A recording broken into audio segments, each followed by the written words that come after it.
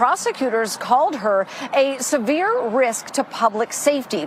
It was March 19th, 2024, when Karen Huger crashed her Maserati on Oakland Drive in Potomac, Maryland. It was 11:50 p.m. Her car drove up onto the median, struck a pedestrian crossing sign, and came to rest in a grassy area on top of another sign. Body-worn camera video from responding officers shows Miss Huger slurring her words, unsteady and uncooperative. She refused sobriety tests. Defense attorneys claimed Huger was emotionally distressed and not legally intoxicated.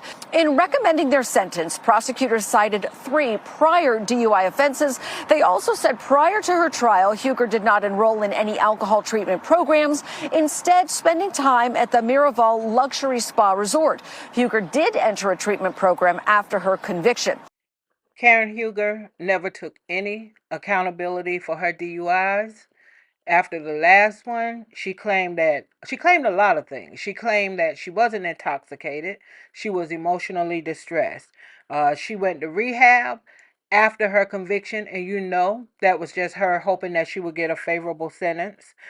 She blamed a medical mishap that an antidepressant she had taken with a drink had this caused all of this reaction. It wasn't her being drunk.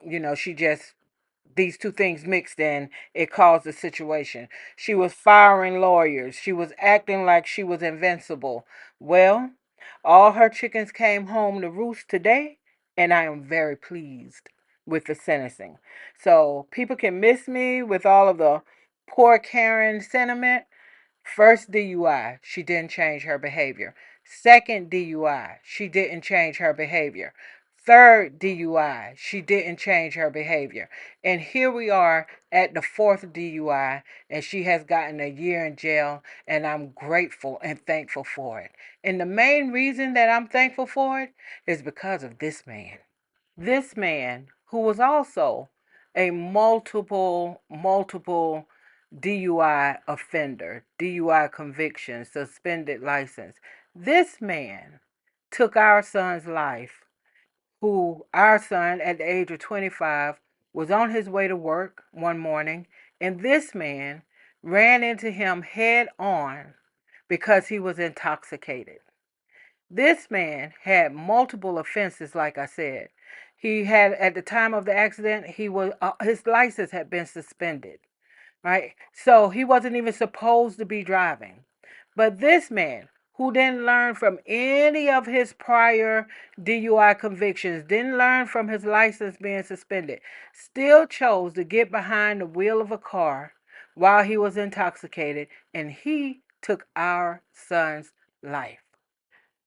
This man, who you see on the picture here, had, for the most part, minor scrapes and bruises. He was unconscious at the point of the accident.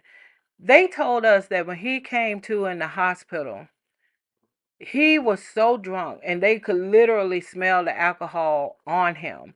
But he did not even realize he had been in an accident. So he didn't even realize he had been in an accident, not to mention had taken our son's life. So, no, you'll never find me on the oh, poor Karen train. What Karen needs to do with this time that she now has to sit and think about what she did and what she's done and what she could have done, she needs to really fix her issues before she takes something away that she can never give back. I don't feel sorry for her. What I wish for her is that she does try to do better, that she does fix whatever this is that's broken in her, that's causing her to be a repeat DUI offender. I do hope that she takes this time to do that, not for Bravo, not for Real Housewives of Potomac, but for herself and for other people who may one day, if she doesn't fix whatever in the hell is going on with her that's causing her to be a repeat offender with DUIs, if she doesn't fix that, she's going to create another family like us. Another family like us who had to bury a child due to a drunk driver who was so drunk he didn't even realize he was in an accident. But we had to bury a child who was killed by a drunk driver who had multiple chances to correct his behavior. But none of those prior arrests, none of those convictions made this person change his behavior at all. And Karen Huger, forget the fame, forget how much you might love the Grand Dame. Karen Huger was not exhibiting any kind of change behavior at all. So I say again, I am grateful today that she has been sentenced to a year in jail. And I pray for the families out there that this woman fixes whatever in the hell is broken in her so she does not create yet one more family that has lost a loved one due to someone else's bad decision. The judge said, I'm not going to follow the state's recommendation. I'll sentence you to 2 years in incarceration, suspending all but 1 year. That the state was looking for 6 months in jail. He said, no, it's going to be a year. He said, you've had 4 offenses in the last 17 years. What are we waiting for the 5th before we actually sentence you to jail time?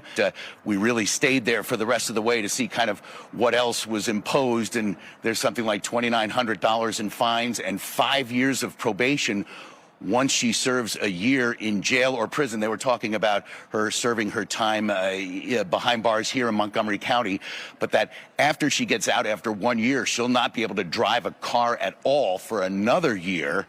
And then when she is allowed, obviously not to drive after drinking alcohol, and that she'll need an interlock device, which is something that her attorney was offering up right away, saying that if they could see it to either have her on home detention or just on probation, that she already was willing to install those interlocking devices and attend regular AA meetings.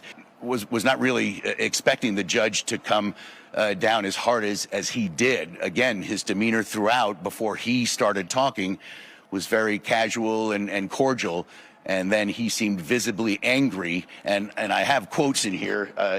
If you give me a second, some of the things that the judge said in imposing the sentence, were really harsh.